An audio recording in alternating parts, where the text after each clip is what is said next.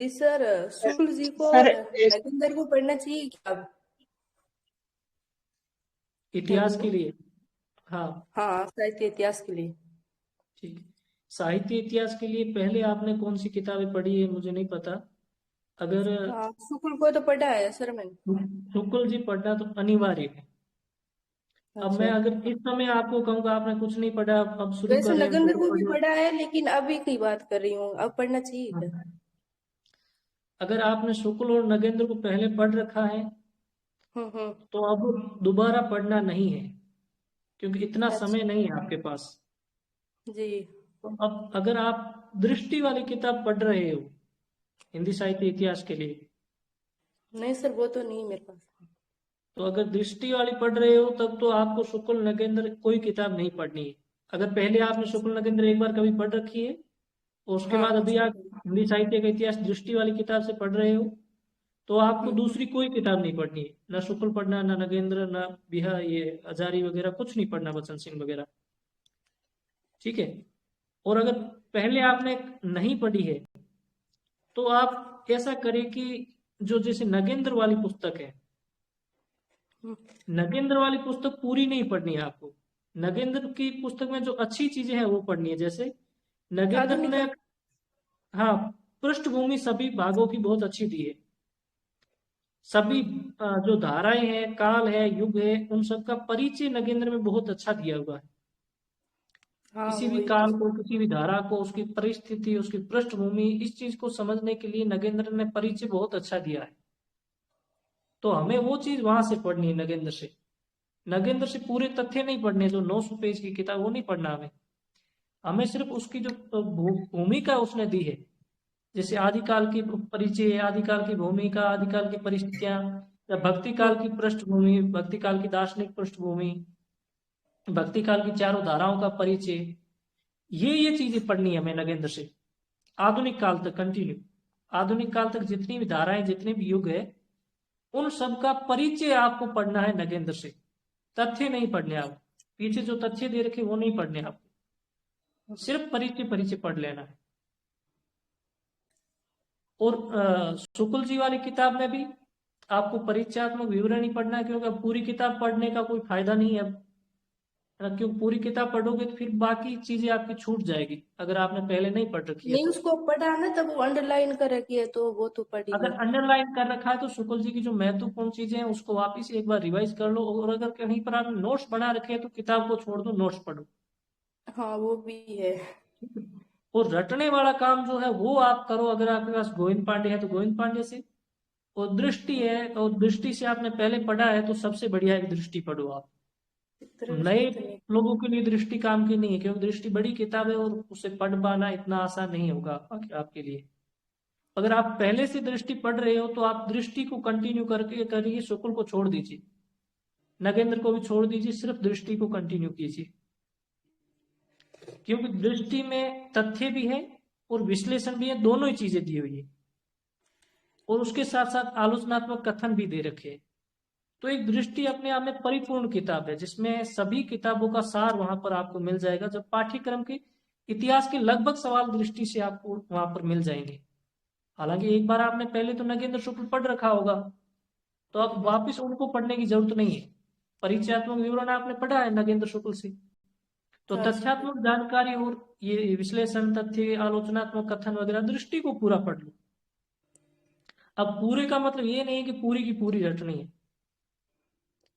पूरे का मतलब ये है कि आप सवालों को देखो, किन स्थानों से सवाल पूछे गए हैं,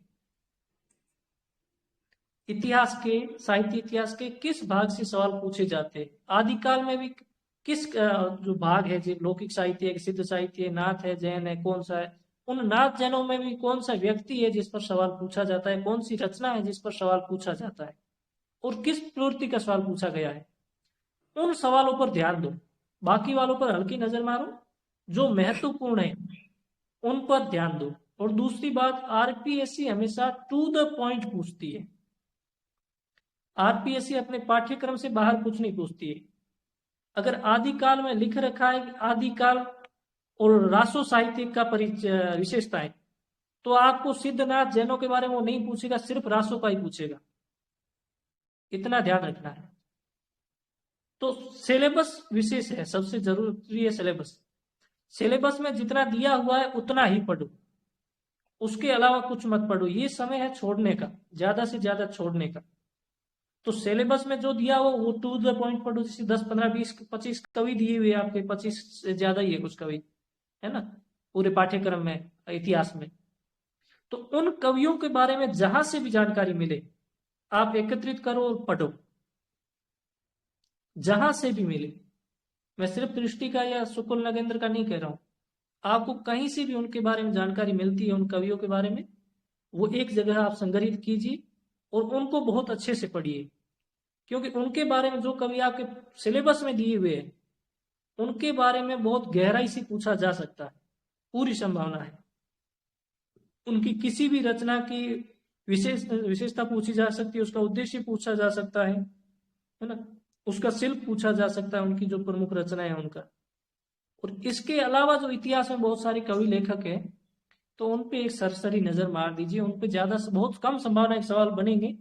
फिर भी आप जो इन जो पाठ्यक्रम में लगे हुए, इसके अलावा जो महत्वपूर्ण कवि छूट गए हैं जो आपके पाठ्यक्रम में नहीं है, उनके बारे में हल्का हल्का देख ले, किस काल से संबंधित है, उनका समय काल क्या है और उनकी कौन कौन सी प्रमुख रचनाएं हैं, इतना देख ले। इससे ज्यादा उनके बारे में नहीं देखना। पर जो पाठ्यक्रम में लगे हुए जिन कवियों का नाम दे रखा है आरपीएससी ने, उनके बारे में आपको जहां से भी जानकारी मिलती है ना, गोविंद पांडे, दृष्टि, शुक्ल, नगेंद्र, हजारी प्रसाद, बच्चन सिंह, जहां से भी मिलता है वहां से लो और उनको एक जगह संग्रहित करो, ताकि लास्ट में जाते समय रिवीजन कर सको आप।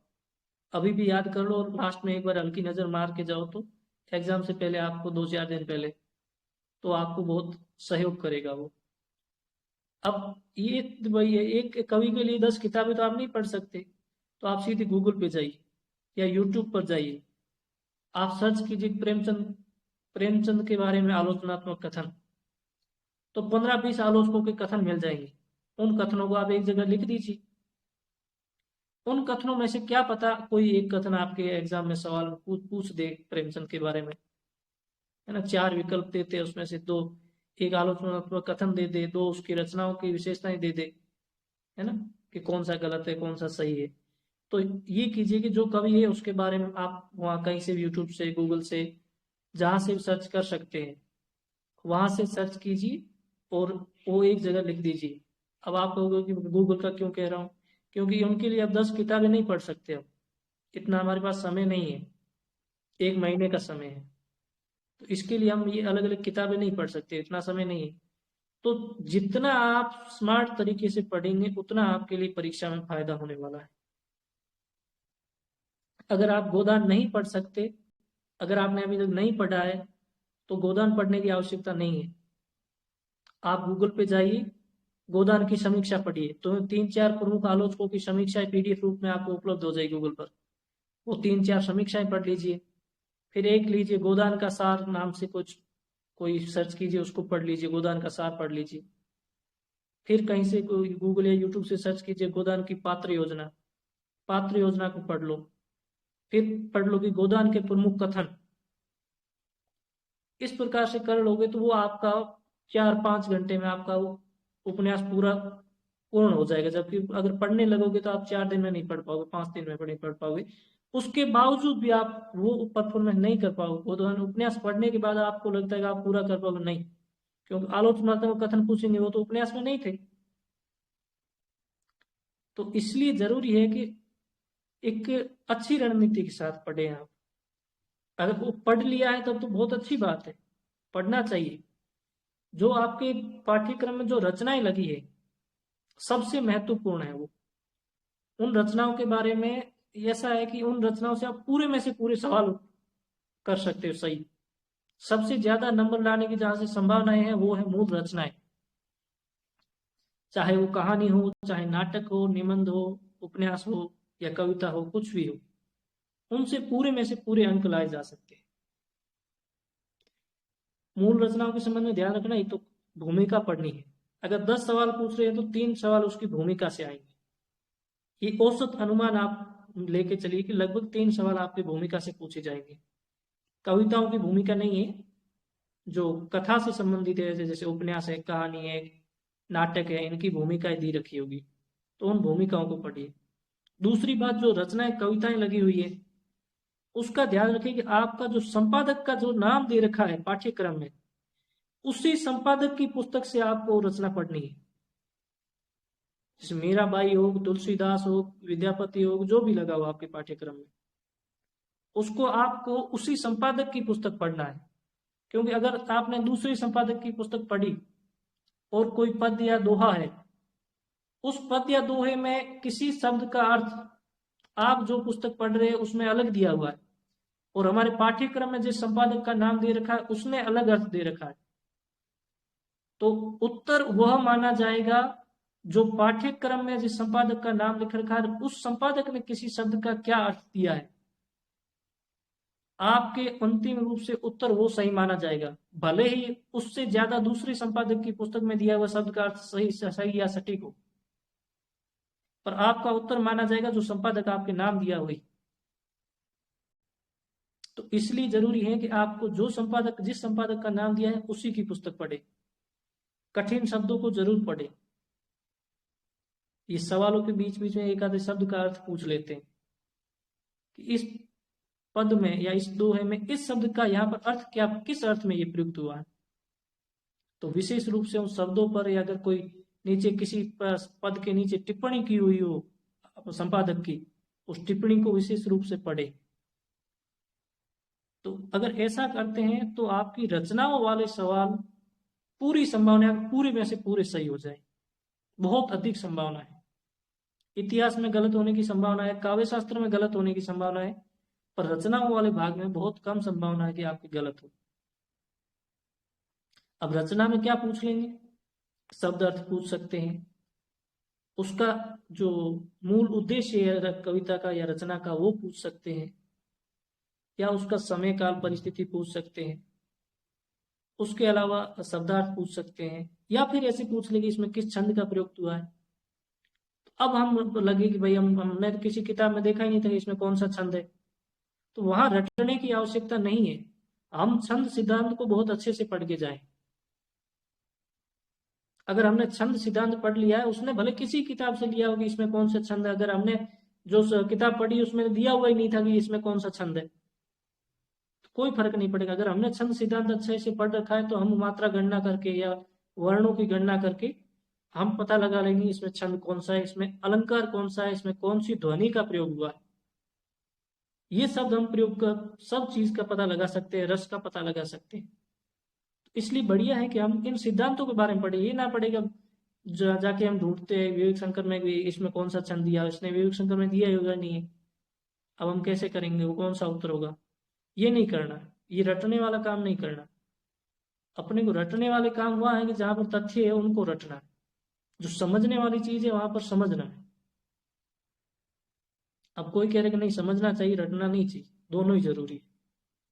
तब अगर किसी को 1398 डेट याद रखनी है तो रखनी है, इसमें रटना ही है, इसमें समझना कुछ नहीं।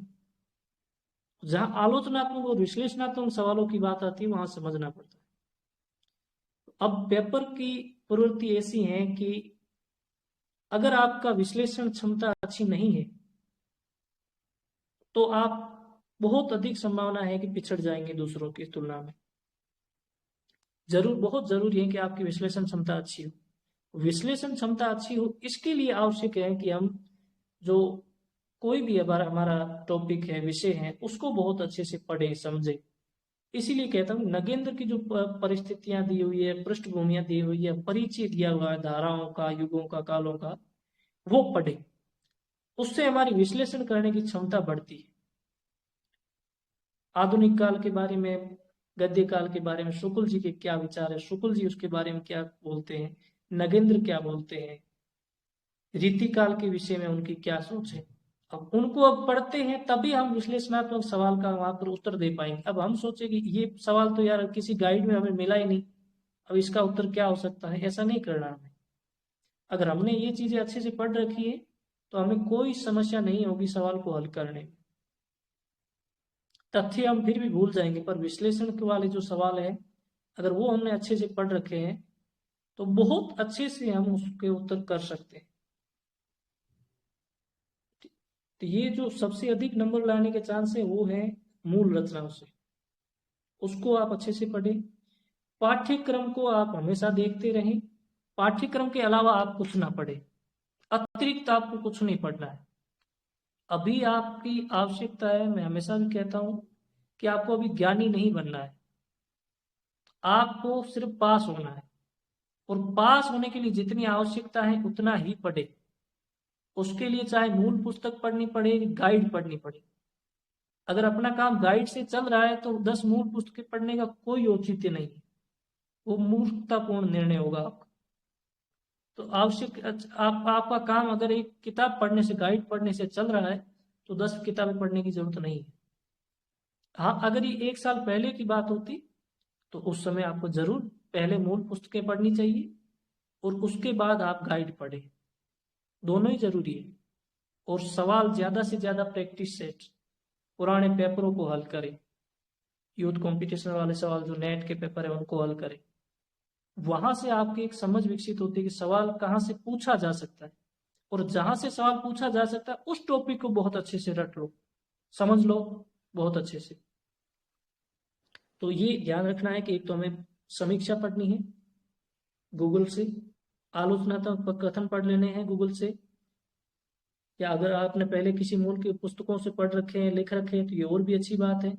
अब समय कम है इसलिए मैं गूगल या यूट्यूब का सहयोग देता हूँ, जो थोड़े विश्वास के योग्य हो उनको। और उसके बाद आपको शब्द अर्थ अच्छे से पढ़ने, उसी संपादक की पुस्तक से, दूसरे से नहीं। उसी संपादक की पुस्तक को पढ़े जो आपके पाठ्यक्रम में दी हुई है। शब्द अर्थों को अच्छे से पढ़े, उसकी व्याख्या को अच्छे से पढ़े। कोई अगर यूट्यूब पर पढ़ा रहा है, कहीं और पढ़ा रहा है आपको कोई रचना, और उसकी व्याख्या और संपादक की व्याख्या अलग है, तो आप कृपया करके आप संपादक की व्याख्या को ही महत्व दें और उसे ही पढ़ें। किसी भी कोचिंग वोचिंग उनको इतना महत्व ना दे, क्योंकि आरपीएससी किसी को महत्व नहीं देगी। आरपीएससी उसी को महत्व देगी जो उसने संदर्भ पुस्तकें दे रखी है। काव्य शास्त्र के विषय में देवेंद्र नाथ शर्मा, मैं पाश्चात्य काव्य शास्त्र के लिए आपको सुझाता हूँ कि पाश्चात्य काव्य शास्त्र के लिए आप देवेंद्र नाथ शर्मा वाली पुस्तक पढ़ें। और भारतीय पाश्चात्य काव्य शास्त्र के लिए एक पुस्तक आती है सत्यदेव चौधरी, अगर आपके पास है तो वो पढ़ें। ये ऐसी पुस्तकें हैं जिनसे सीधे सीधे सवाल बनते हैं और ये प्रमाणिक पुस्तकें हैं, तो इनसे सीधे सीधे सवाल बनते हैं। तो इन पुस्तकों को आप जरूर पढ़ें अगर आपके पास है तो। मैंने पहले भी इस किताबों को सुझाया है। और भारतीय काव्य शास्त्र में जैसे छंद और अलंकार को समझने के लिए अलंकार पारिजात एक बेहतरीन पुस्तक है। यहाँ तक कि उसके उदाहरण है, वही छंद और अलंकार के लिए उदाहरण भी उसके ही पूछे जाते हैं। तो अलंकार पारिजात को आप अवश्य पढ़ें, देवेंद्र नाथ शर्मा को अवश्य पढ़ें और सत्यदेव चौधरी को, ये भारतीय और पाश्चात्य काव्य शास्त्र को। उसके बाद अगर आप विवेक शंकर पढ़ना चाहते हैं तो जरूर पढ़ें, क्योंकि वो एक नोटबुक के रूप में अच्छी है। वो कोई प्रमाणित पुस्तक नहीं है, उसमें भी काफी गलतियां हैं। उसके बावजूद भी मैं कहूंगा कि वो एक नोटबुक के रूप में बहुत अच्छी पुस्तक है। आप दूसरे जो भी जुड़े हैं माइक बंद कर ले अपना अपना, अगर किसी को सवाल पूछना तो ही चालू करें, नहीं तो क्या आवाज कट हो जाती है। व्याकरण के लिए मैं अगर सबसे सरल भाषा में जिसने व्याकरण में समझा है वो है रतनलाल गोयल की पुस्तक है सुगम, सुगम नाम से आती है, च्यवन प्रकाशन की। तो वो अच्छी किताब है, उससे आप पढ़ें, आपका काम निकल जाएगा। क्योंकि इतनी बहुत गहराई से व्याकरण हमें नहीं पूछते हैं, और ऊपर ऊपर से पूछते हैं, तो इसलिए कि ये एक छोटी पुस्तक है और उसको पढ़ करके हम अपना काम निकाल सकते हैं। तो इसके लिए हमें व्याकरण की 10 पुस्तकें पढ़ने की आवश्यकता नहीं है। मेन बात ये भी है कि वो आरपीएससी में व्याकरण के लेखक रह चुके हैं, तो उनकी दृष्टि उस हिसाब से भी है, तो वहां से सवाल काफी कुछ उठने की संभावना है। अब ऐसा है कि एक तो सवाल इस पुस्तक से नहीं मिलेंगे व्याकरण को, तो उसके लिए आप उस स्तर की, अब मैं आपको किताबें सुझाऊं 2-4 की, ये वो किताबें पढ़ो व्याकरण की और उसमें आप अपना पूरा समय खपा दो, इससे बढ़िया है कि एक सवाल नहीं कर पाओगे तो कोई बात नहीं, और बाकी वाले सवाल लगभग आपके उस पुस्तक को पढ़ के हो सकते हैं। पूरी संभावना है कि उस पुस्तक को पढ़ने से आपके सवाल, लगभग आपके व्याकरण के सवाल सुगम एक पुस्तक पढ़ने से हो सकते हैं, पूरी संभावना है। तो सुगम आप लेके आए और उसे पढ़ें व्याकरण के लिए। अगर आपने में से किसी ने के आर माहिया की पढ़ रखी है तो उसको मैंने नहीं पढ़ा है, पर उसके 2-4 पेज पढ़े थे मैंने, तो उससे मुझे लगा कि हाँ वो एक बेहतरीन पुस्तक है। तो वो उस माहिया भी पढ़ी है तो अच्छी पुस्तक है। पर राघव प्रकाश से मुझे नहीं लगता कि आप सभी विषयों को या व्याकरण के सारे सवाल हल कर सकते हैं, ऐसा संभव नहीं है। हालांकि राघव प्रकाश में जो सबसे अच्छी चीज है वो उसका शब्द भंडार है। शब्द भंडार राघव प्रकाश का सबसे बेहतरीन है। अगर आप अलग अलग पुस्तकें पढ़ पाते हैं तो समझने वाली चीजें हैं वो सुगम से पढ़ लीजिए, और जो शब्द भंडार है वो राघव प्रकाश से पढ़ लीजिए, अगर आपके पास दोनों पढ़े हैं तो। अन्यथा आप सिर्फ सुगम पढ़ेंगे तो भी आपका काम चल सकता है। एक आती है 2-4 सवाल पूछ सकते हैं आपके ये भाषा और मानकीकरण से संबंधित। तो हमारे ग्रुप की फाइल में मिल जाएगी आपको देवनागरी लिपि एवं मानकीकरण नाम से कोई पुस्तक, 40-45 पेज की होगी, और आपके पाठ्यक्रम से संबंधित उसमें 20 एक पेज है, और उन 20 से पूरी संभावना है 2 से 5 सवाल आपके बन जाएंगे परीक्षा में। तो उस फाइल को आप जरूर निकालें और पढ़ें। पूरी नहीं पढ़नी है आपको, जितनी आपके पाठ्यक्रम में लगी है उतनी ही पढ़नी है, पूरी नहीं पढ़नी है। देवनागरी लिपि तथा इसका मानकीकरण केंद्रीय हिंदी निदेशालय द्वारा प्रकाशित है। तो व्याकरण के लिए आपको सुगम और ये देवनागरी लिपि वाला ये पढ़ लो। और नगेंद्र की शुरुआत में 20 पेज में भाषा के बारे में अच्छा दिया हुआ है, तो भाषा को आप वहां से भी पढ़ सकते हो। और सरस्वती पांडे की शुरुआत में ही दिया हुआ है शायद भाषा वाला टॉपिक, तो वहां से भी पढ़ सकते हो। तो अगर ये 2-4 जगह से अगर पढ़ लेते हैं तो भाषा वाला टॉपिक आप हो जाएगा। तो इसके लिए अलग से किताब पढ़ना मुझे नहीं लगता कि आवश्यक है। अगर आपने पहले पढ़ रखी है तो बढ़िया बात है ना। अगर पहले पढ़ रखी है, आपके पास समय था, उस समय आपने पढ़ी है, तो बहुत अच्छी बात है, क्योंकि मूल पुस्तकों की बराबरी नहीं कर सकते। पर अब जो समय बचा है इसके लिए आवश्यक है कि इसके अनुसार आप वो यहाँ से ही पढ़ लें। भाषा वाला टॉपिक एक तो नगेंद्र से पढ़ना है, नगेंद्र की शुरुआत के 20 पेज में भाषा के बारे में अच्छा दिया हुआ है।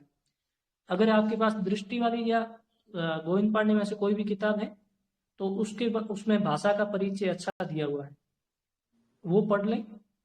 और केंद्रीय हिंदी निदेशालय द्वारा जो प्रकाशित पुस्तक है, जो अपने ग्रुप की फाइल में पड़ी है, देवनागरी लिपि तथा मानकीकरण नाम से ऐसे कुछ पुस्तक होगी, 45 एक पेज की होगी, और आपके पाठ्यक्रम से संबंधित उसमें 20 पेज ही है, वो 20 पेज आप बहुत अच्छे से पढ़ लें।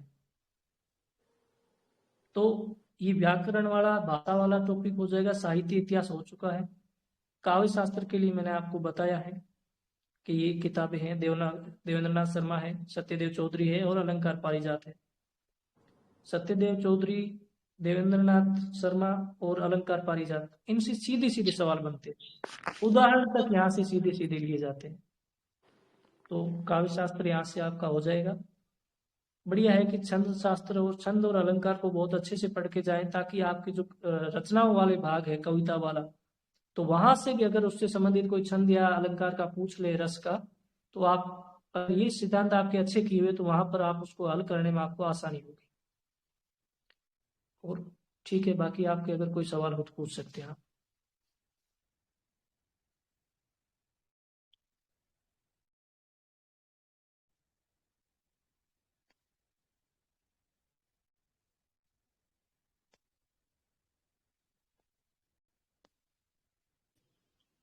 सर एक तो ये जो कथन से संबंधित होते हैं ना, जैसे शुक्ल जी का ये कथन है, राम कुमार वर्मा का, तो सर ये नहीं याद हो पाते, और फिर याद भी होते हैं तो मिक्स हो जाते हैं सारे, इनका क्या है कुछ? इसके लिए सबसे बढ़िया और अच्छी चीज है कि आप भाषा को पहचानो। अगर आपने भाषा को पहचान लिया तो अगर आपने नहीं पढ़ा हुआ उसके बावजूद भी आप उसका उत्तर देने में सक्षम रहेंगे। अगर कोई आदमी गाली दे रहा है, झगड़ा कर रहा है, तो समझने में लगभग बच्चन सिंह होगा ना। अगर परंपरा की बात कर रहा है तो संभावना है कि वहां पर वो हजारी प्रसाद होगा, है ना।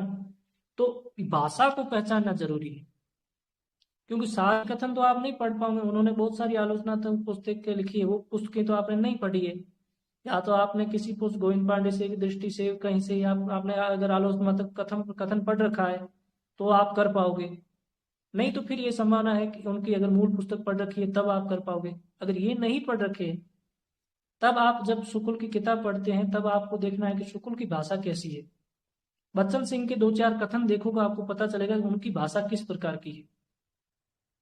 वो किस विचारधारा की जो जो विचारधारा होती है, कौन सी कोई विशेष विचारधारा है, उसको विशेष महत्व देते हैं, है ना। कुछ या आलोचक है जो प्रगतिवाद या मार्क्सवाद को महत्व देते हैं, कुछ उनको उनके बारे में गलत कहते हैं, है ना, उनको नकारने की कोशिश करते हैं। तो आपको एक ये भी विभाजन करना होगा, कौन है जो इनको नकारने की कोशिश करते हैं, कौन प्रशंसा करते हैं, और किसकी प्रशंसा करते वक्त कैसी भाषा होती है, किसकी निंदा करते वक्त कैसी भाषा होती है। भाषा को पकड़ोगे तभी आप कर पाओगे ये।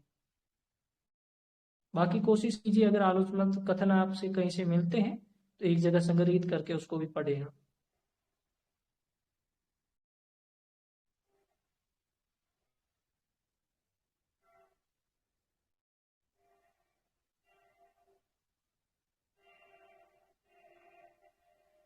किसी और का कोई सवाल है?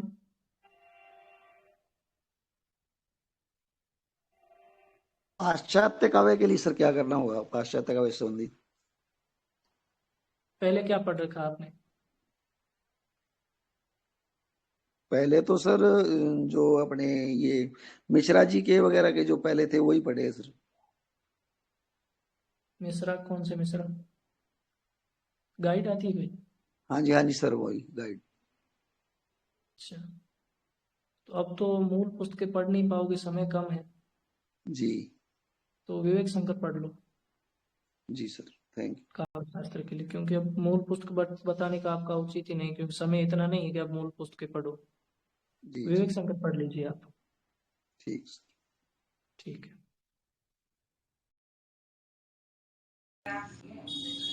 सर नमस्ते। नमस्कार। सर पाश्चात्य काव्य शास्त्र को कैसे याद करें? देवेंद्र नाथ शर्मा पढ़ रहे हैं लेकिन अच्छे से याद नहीं हो पा रही है। समझ में नहीं आ रहा? समझ में तो आ रही है सर, पर क्वेश्चन करते हैं ना जब अटक जाते हैं, एकदम क्लियर नहीं हो रहा पूरा। उसके लिए कि रुक के पढ़े आप। जब पढ़ रहे हैं तो सीधे पढ़ते पढ़ते कंटिन्यू चलते ना जाए, आप रुके वहां पर। अगर आपने एक पेज पढ़ा है तो उसको पढ़ने के बाद आप रुके एक बार और सोचे उसके बारे में, क्या आपको ये समझ में आया है कि नहीं आया है। जी अगर वहीं पर आप रुक के उसको समाधान करें। अगर आपको समाधान समझ में नहीं आ रहा है तो आगे मत बढ़े, उसको पढ़े, एक बार दोबारा पढ़े, और या फिर दूसरे किसी साथी को फोन करें कि ये पंक्ति है, इसमें ये क्या कहना चाह रहा है, मुझे समझ में नहीं आ रहा। कोई मित्र तो होगा आपका जो यही तैयारी कर रहा होगा।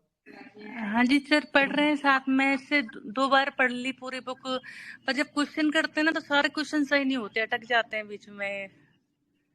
उसका कारण ये है कि पढ़ते वक्त आप रुकते नहीं हो, आप सीधे सीधे चलते रहते हो, पढ़ते गए 5 पेज 10 पेज कंटिन्यू आगे बढ़ते रहते हो। जो पढ़ा है उसमें मनन करो। अगर आपको उसमें कंफ्यूजन हो रही है, कोई उलझन आ रही है, दुविधा आ रही है, तो आप समूह में बात करें या कोई मित्र जिसने आप पढ़ रखा हो उससे बात करें। आपको लगता है उसके बावजूद भी नहीं हो रहा है तो वो पेज फोटो भेज दीजिए आपके मित्र को कि मुझे ये समझ में आ रहा है, और तुम्हें क्या लगता है इसके संबंध में, ये कहना क्या चाह रहे हैं। जहाँ कुछ सर कंफ्यूजन वाले। हाँ, कुछ सर इसके ना ऑब्जेक्टिव क्वेश्चन कम मिलते हैं, बुक भी नहीं है बाजार में कोई, इससे पाश्चात्य काव्य शास्त्र के ऑब्जेक्टिव क्वेश्चन मिले ना तो ज्यादा क्लियर हो जाएगा। इसलिए वो देवेंद्र नाथ शर्मा से समझो, ना ये विवेक शंकर से तथ्य पढ़ लो, सवालों के हिसाब से दिया हुआ नोटबुक अच्छी है विवेक शंकर। जी अगर सर, आपको समझ में नहीं आ रहा, अभी इतना समय नहीं है कि आप वापिस बहुत अच्छे से समझो उनको टाइम लेकर, तो आप विवेक शंकर को पढ़ो थोड़ा, तो वहां पर थोड़ी आपकी तथ्यात्मक जानकारी आपकी ओर स्पष्ट हो जाएगी। हाँ जी सर, धन्यवाद जी।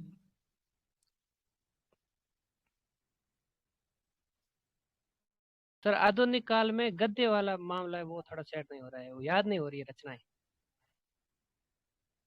सारी मत पढ़ो ना, गद्य मतलब जो ये पाठ्यक्रम में लगी हुई रचनाएं वो, या फिर पूरा गद्य साहित्य कह रहे हो?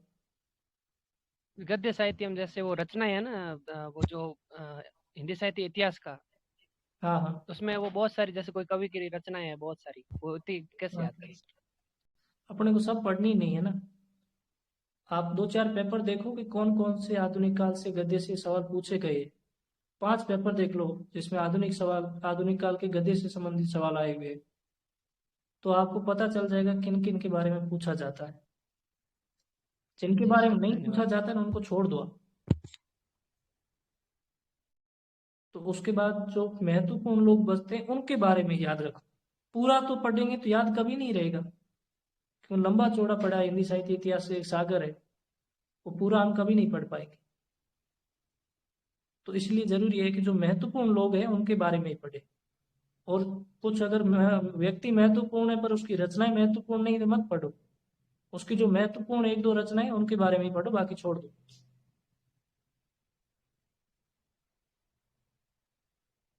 ओके सर, धन्यवाद। जी।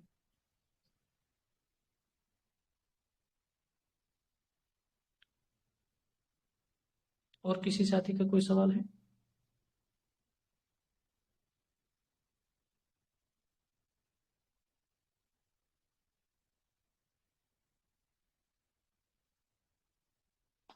सर ये फर्स्ट यूनिट जो है ना, अपनी फर्स्ट यूनिट जैसे बोलते हैं, ये शुद्ध अशुद्ध वाक्य वाली हो गई, शब्द शुद्धि, कोई ऐसी प्रमाणिक बुक है क्या जहाँ मतलब थोड़ा सा एग्जाम्पल भी सेम टू सेम मिल जाए, वहां से मतलब कोशिश कर सकते हैं उसको देखने की, पीडीएफ ही मिल जाए भले ऑनलाइन, वो हम सर्च कर लेंगे, बाकी कोई बुक हो तो ऐसी। कि वाक्य शुद्धि शब्द शुद्धि इनके लिए कह रहे हैं आप? क्योंकि सर कंफ्यूजन बहुत ज्यादा होता है इसमें, जैसे समुच्चय बोधक अव्यय हो गया, मतलब व्याकरण में कोई भी टॉपिक हो सर, थोड़ा सा पजल रहते हैं, मतलब पहला ऑप्शन दूसरे ऑप्शन में थोड़ा सा दिक्कत आती है। तो वो सुगम वाली किताब बेहतर है, मैंने पढ़ रखी है, अच्छी किताब है और सरल भाषा में समझाया हुआ है। और दूसरी बात ये है कि उसको आरपीएससी की मान्यता है। मान्यता इसलिए क्योंकि वो लिखने वाला व्यक्ति स्वयं आरपीएससी का मेंबर है, जो ये पुस्तकें व्याकरण की पुस्तकें लिखने वाला रह चुका है। तो जैसे राघव प्रकाश के जो पुस्तक में कुछ सवालों पर आपत्ति लग जाती है, डिलीट कर दिए जाते हैं, उनके डिलीट नहीं होते सुगम वाले के। राघव तो प्रकाश जी मान्यता एकदम बच्चन सिंह की तरह अलग ही मान्यता है उनकी, थोड़ी सी वो अलग ही, थोड़ा सा डीप में जाके लेके आते हैं मान्यता है उनकी सा है। देखो राघव प्रकाश, मैं नहीं कहता कि उनके वो जो कह रहे हैं वो गलत हो सकते हैं, वो बहुत बड़े विद्वान है हाँ, व्याकरण। पर यस ये है यस कि यस सर। विद्वान होने के चक्कर में ही उनके गलत होते हैं, उनकी अपनी मान्यता है, हम्म वो उस मान्यता हम्म को स्थापित करना चाहते हैं। हम्म इसीलिए हम्म, समस्या हम्म, ये होती है कि आरपीएससी ने एक जो फिक्स कर रखा है एक एरिया, उस एरिया के अंदर ही वो करते हैं। उन्होंने जो पहले उत्तर मान रखा है वो ही मान के चलते हैं। तो इसलिए अपने को क्या करना है, अपने को विद्वान अभी नहीं बनना है, अपने को ये करना है आरपीएससी जो मानती है ना वो करते हैं अपन। जी सर। जिसको आरपीएससी नहीं मानती उसको नहीं मानना। Yes sir. तो अभी तो सर एग्जाम्पल पे फोकस करते हैं, और एक बार वो किताब में देख लेंगे, जैसे जैसे एग्जाम्पल जो दे रखे होंगे एक बार, उसमें बिल्कुल जो भी उसमें उदाहरण दे रखे हैं, सब देखो उसमें लगभग उदाहरण। सवाल दे रखे हो तो सवाल रिपीट होते हैं। मेरा हाँ, व्यक्तिगत अनुभव है कि उसके अधिकांश सवाल परीक्षाओं में रिपीट होते हैं। एक बार नाम बता दीजिए दोबारा से, एक बार थोड़ा सा ध्यान, थोड़ा सा। नाम है सुगम, नाम से पुस्तक आती है, सुगम, च्यवन प्रकाशन की है और लेखक ठीक है है सर, रतनलाल गोयल। रतनलाल गोयल लेखक है, भावी नाम से लिखते हो। ठीक है sir, okay sir, thank you sir, धन्यवाद।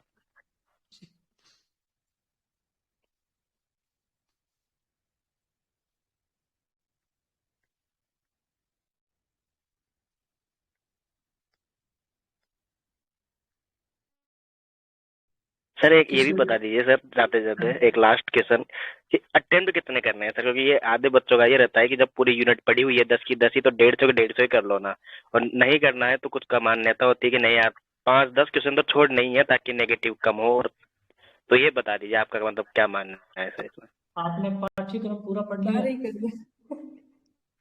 बिल्कुल सर, 10 की 10 यूनिट है एकदम बिल्कुल, ताकि कभी कुछ अगर आप दिक्कत आए नहीं, लेकिन अगर आप 300 में से 300, 150, 300 हाँ। तो 300 में से अगर 300 कर पाते तो करिए आप। मेरा ये मानना है कि अगर आपको चारों ही विकल्प परिचित नहीं लग रहे तो उसी कंडीशन में आपको छोड़ना है।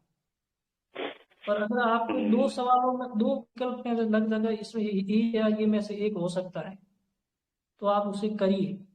और कोशिश ये करिए जो पहली बार में आपको सवाल देखते हैं आपके मन में आते हैं ये उत्तर है, लगभग पूरी संभावना वो होती है कि वही आपका सही उत्तर होता है।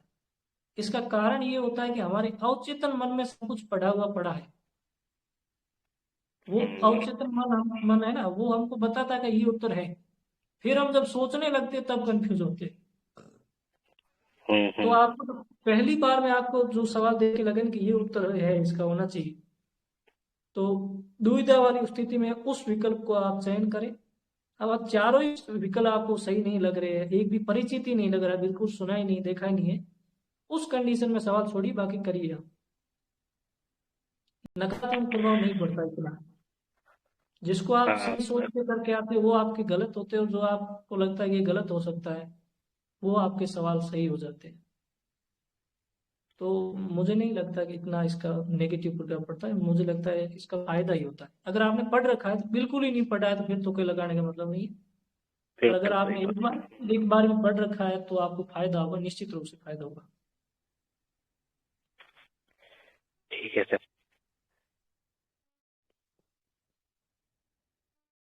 ठीक। किसी और साथी का कोई सवाल हो तो पूछ लें जरूर। नमस्कार भाई। नमस्कार। व्याकरण वाली यूनिट में भी मुझे भी दिक्कत हो रही है, बाकी तो ठीक ही चल रहा है। तो अभी आप व्याकरण किससे पढ़ रहे हैं? व्याकरण मैं तो क्योंकि कामता प्रसाद गुरु ही लिया था तो उसी से कर रही थी। अगर दीदी सच बताऊं तो कामता प्रसाद गुरु प्रतियोगी परीक्षाओं के लिए नहीं है। हाँ, प्रतियोगी क्योंकि उससे मेरे परीक्षाओं के लिए सवाल ये बन नहीं पुस्तक नहीं रहे है। हैं। ये हाँ। पुस्तकें हैं कि अपन जब ज्ञानी बनना होगा ना अपने को, उस समय काम आएगी ये, जब व्याकरणविद बनना है अपने को। और पाठ्य का अभी अगर आप मंगवा सकते हैं तो सुगम वाली पुस्तक मंगवा लीजिए, ऑनलाइन मिल जाएगी आपको, अमेजोन पे आ जाएगी, और बहुत सरल किताब है, तो बहुत सरल सरल और सहज भी है। तो आपके लिए व्याकरण बहुत सरल हो जाएगी अगर आप सुगम वाली पुस्तक आप पढ़ते हैं तो। यार माहिया भी है, राघव प्रकाश भी है, पर वो पुस्तकें बड़ी है, उनको पुस्तकों को पढ़ने में समय लग जाएगा। तो अगर जो छोटी और एक पर्याप्त पुस्तक कहूँ तो सुगम वाली है, आप उसको देख सकते हैं। आप ऑनलाइन मंगवा लीजिए अभी से। जी भाई, धन्यवाद, मंगवाती हूँ मैं इसे। और बाकी आपके उत्तर प्रदेश से आती है आदित्य प्रकाशन की व्याकरण की पुस्तक, अच्छी पुस्तक आती है।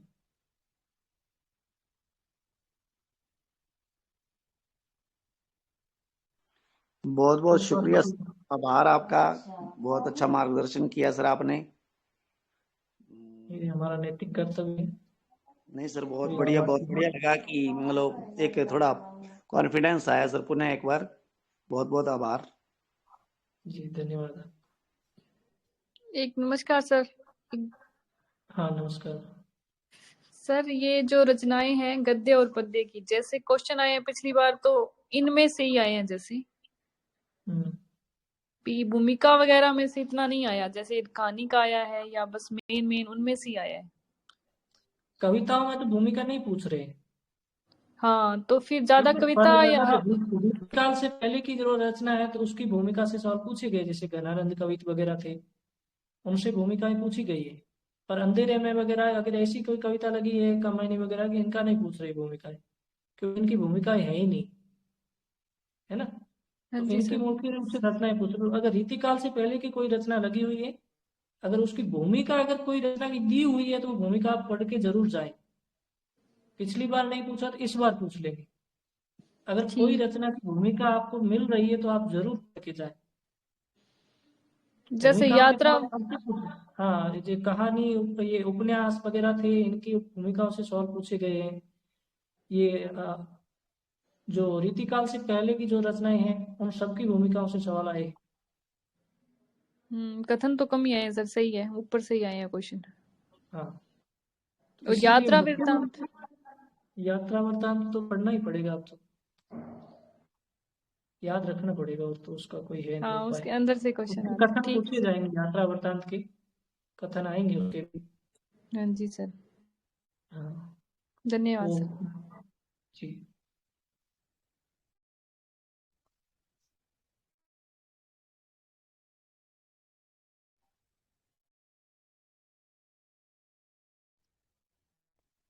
और किसी साथी का कोई सवाल है?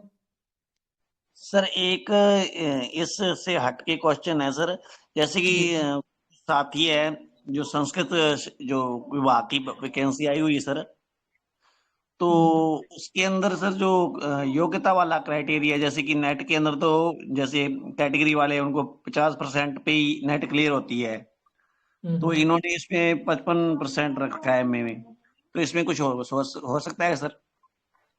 इसमें तो अपन कुछ नहीं कर सकते। नहीं सर, इसमें ऐसा नहीं कि आरपीएससी के थ्रू ये जो नॉर्मल वैकेंसी चल रही है इसमें तो 50% ही मांगे हैं, तो वो संस्कृत शिक्षा वाले में ऐसा कुछ अलग से रूल होता है क्या?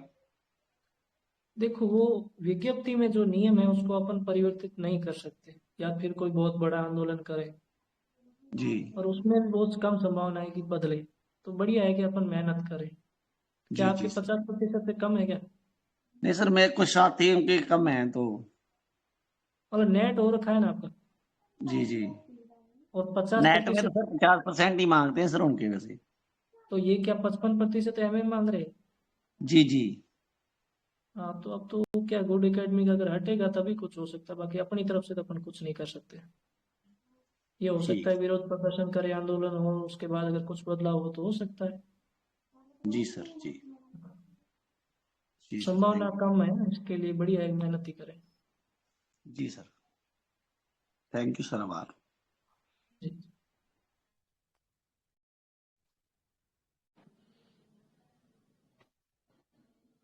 एक सर ये कवि जो दिए हुए हैं, नाम दिए हुए हैं जैसे इनके, तो इन पे ज्यादा ध्यान देना। वो इनको आपको बहुत अच्छे से पढ़ना है। इनके बारे में जो भी जानकारी आपको जहां से भी मिले वो आप हाँ जी सर। एकत्रित करें और एक जगह पर लिख लें। कोई भी कवि है उसके बारे में आप एक जगह पर लिख लें पूरी जानकारी। तो जैसे अगर कहीं से आप गूगल से, यूट्यूब से सर्च कीजिए कि प्रेमचंद के बारे में आलोचनात्मक कथन, तो 15-20 लोगों के जो महत्वपूर्ण लोग हैं उनके कथन आप एक जगह लिख लीजिए। फिर जैनेन्द्र के बारे में, विद्यापति, जो भी लगे हुए पाठ्यक्रम तो वो इकट्ठे कर लीजिए। उनकी कोई रचनाएं लगी हुई है तो उनकी रचना की समीक्षा पढ़ लीजिए आप। तो ये क्या है कि इनके बारे में थोड़े गहराई से सवाल पूछे जा सकते हैं। इनके अलावा जिनका नाम नहीं दिया हुआ उनके बारे में कोई नहीं, उनकी एक प्रमुख रचना देख लो, नाम देख लो, समय काल देख लो, बात खत्म।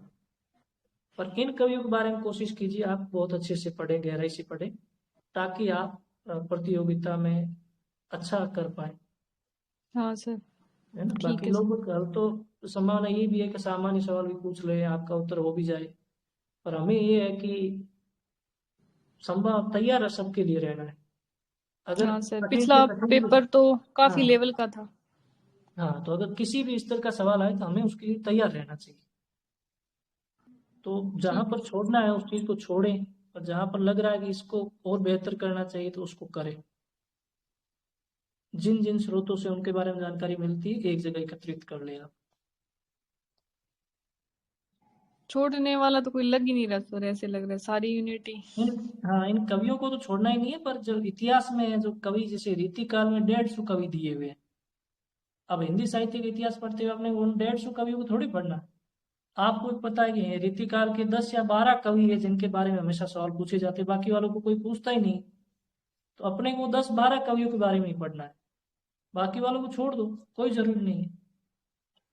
हाँ जी, ठीक है। इस हिसाब से छोड़ना है। आधुनिक काल में भी ऐसे बहुत सारे होंगे, हर युग में, है ना। 2-4 कवि प्रसिद्ध होते हैं जिनके बारे में पूछा जाता है, बाकी बहुत सारे कचरा लिखा हुआ पड़ा है, अपने क्या काम था, तो छोड़ दो उनको। ठीक है सर जी।